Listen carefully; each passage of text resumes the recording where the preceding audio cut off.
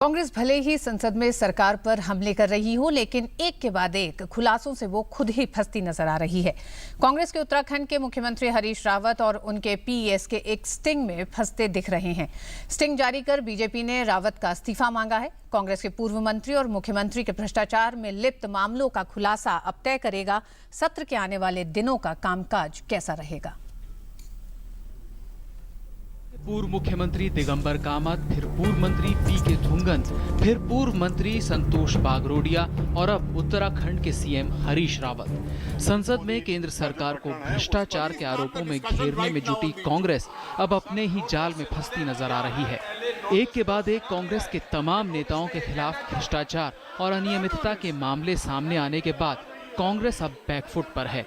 कांग्रेस की सबसे ताजा मुश्किल बढ़ाई है उत्तराखंड के मुख्यमंत्री हरीश रावत ने, जो एक स्टिंग जारी होने के बाद भ्रष्टाचार के आरोपों में घिरते दिख रहे हैं।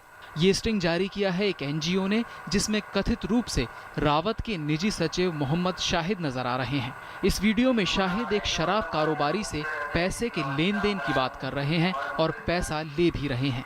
बीजेपी ने भी इस वीडियो को जारी करते हुए रावत से इस्तीफा मांगा है। उनको निजी पीएस है और आबकारी के सेक्रेटरी भी है और कम्युनिकेशन के सेक्रेटरी के नाते भी वो काम करते हैं।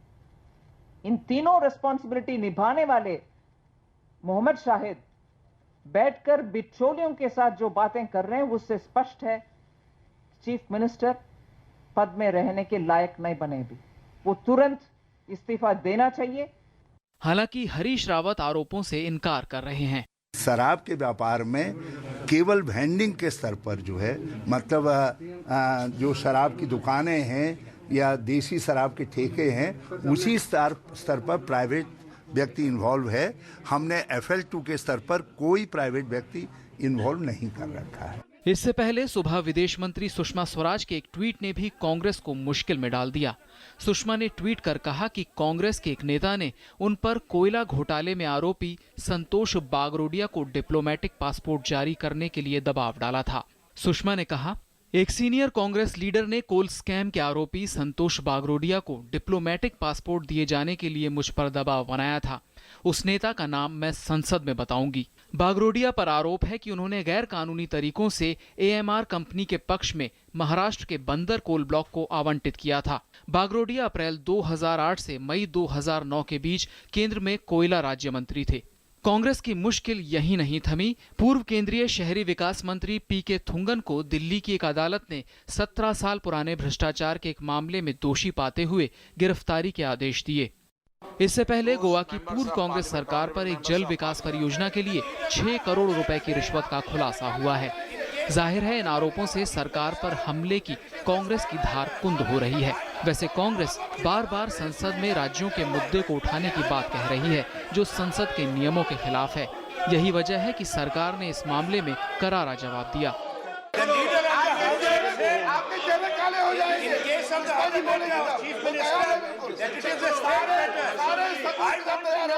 I want your ruling. What ruling? In the other case, if the chief minister has given an affidavit in a foreign court, is it a state subject?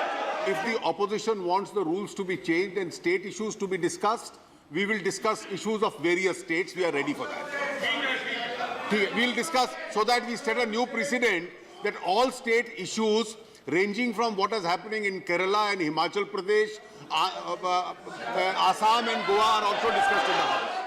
Congress इससे पहले के सत्र में भी पंजाब की अकाली सरकार से जुड़ा मसला उठाने की कोशिश कर चुकी है। संसद के नियमों के मुताबिक राज्यों से जुड़ा मसला संसद में नहीं उठाया जा सकता, लेकिन कांग्रेस विरोध के नाम पर राज्यों से जुड़े मसले उठाने की जिद पर अड़ी है।